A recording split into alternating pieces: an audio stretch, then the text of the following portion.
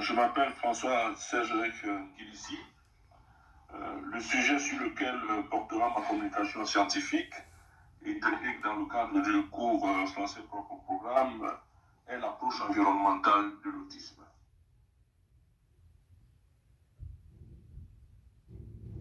Cette présentation s'articulera autour de 3 points essentiels. Une introduction, une mise en évidence des causes environnementales de l'autisme et enfin une conclusion. Et bien entendu, dans le cadre de la présentation des causes environnementales de l'autisme, nous vous présenterons une vidéo afin que vous puissiez mieux véritablement comprendre quelles sont les causes environnementales de cette maladie.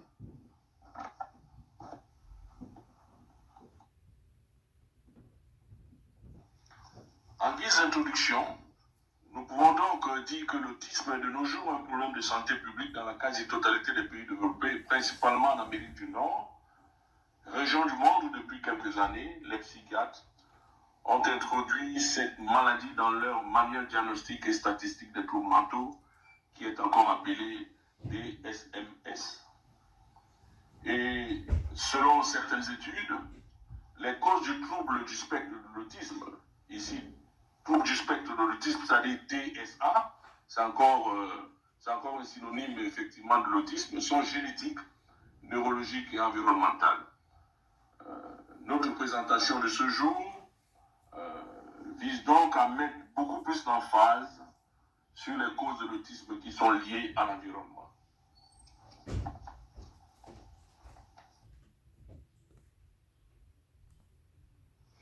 Le décor étant ainsi planté, parlons donc des causes environnementales de l'autisme. Il faut dire que l'une des premières causes environnementales de l'autisme, ce sont les substances chimiques que nous avons dans l'environnement. Et parmi ces substances chimiques, nous avons les métaux lourds. Et le premier métal lourd que nous pouvons mettre en évidence ici, comme cause de l'autisme, c'est le mercure, qui provient principalement, qu'on retrouve principalement au niveau des poissons et des produits de mer.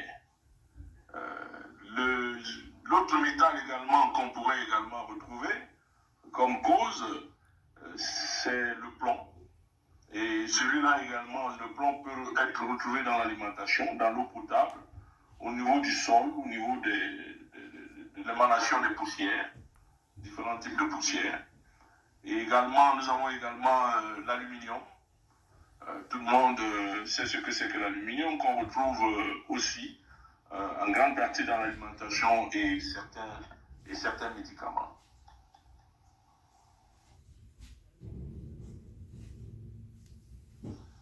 Les deux derniers métaux lourds qu'on retrouve également, qui sont véritablement, qui sont mis en évidence comme étant des substances effectivement chimiques, nous avons l'arsenic. Et l'arsenic est un métal qu'on peut encore retrouver au niveau du poisson, au niveau de l'eau potable, au niveau de la viande. Et nous avons également le cadmium, qu'on retrouve principalement dans les aliments, par exemple les légumes à feuilles grains et des grains, et des sources professionnelles. Et il faut dire que le cadmium, par exemple, peut être aussi retrouvé dans l'eau potable, des produits tels que les piles et la fumée de la cigarette. Donc ça, c'était là, effectivement, les substances chimiques. Comme deuxième cause environnementale de l'autisme, deuxième catégorie, nous avons les médicaments.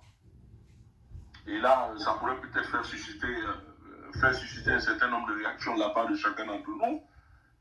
Des études ont mis en évidence le fait que la consommation de façon importante de certains médicaments, notamment des antibiotiques, des antidépresseurs et des analgésiques non opioïdes, comme par exemple l'acétaminophène, que cela est à l'origine de la prévalence du TSA dans les années 1980.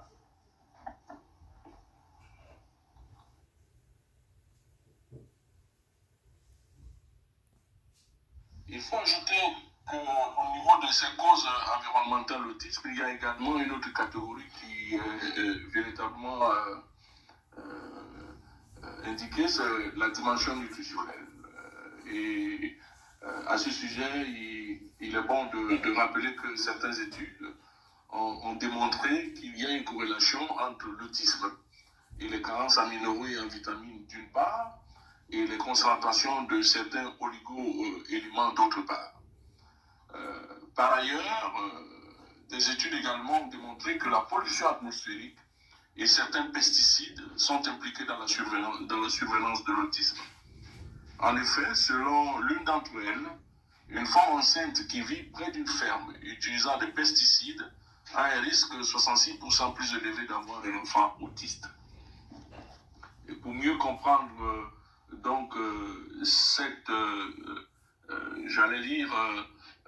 pour mieux comprendre effectivement cette corrélation entre les pesticides et l'autisme, je vous invite donc à regarder cette vidéo de TVA Nouvelle.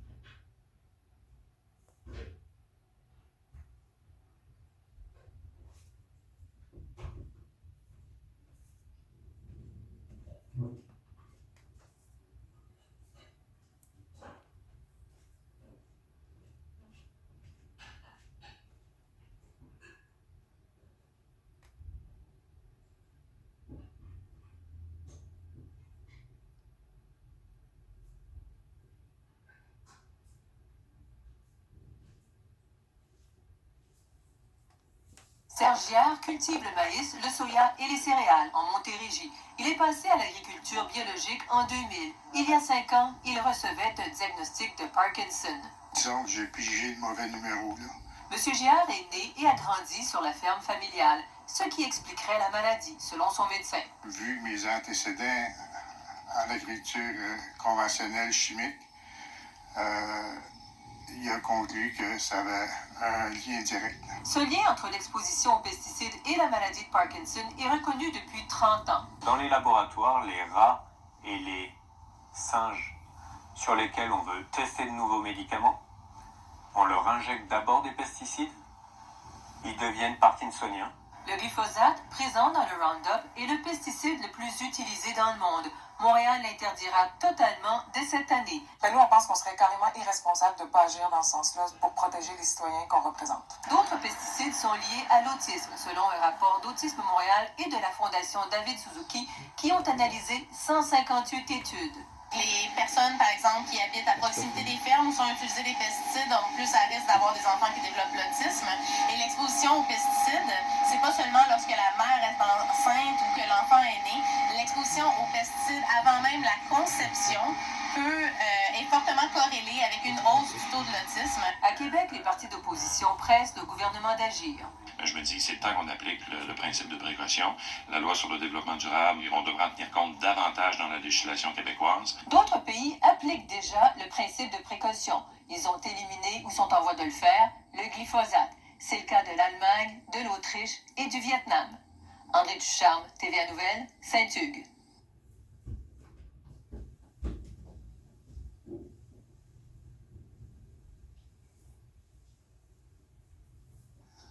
En guise de conclusion, nous pouvons rappeler que plusieurs facteurs environnementaux sont impliqués dans la survenance de l'autisme.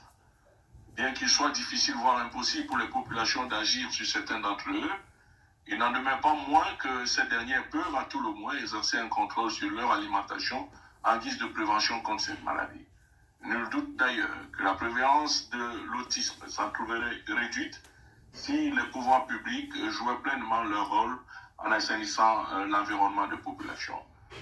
Voilà présenté donc notre communication. Je vous remercie de votre bien aimable attention.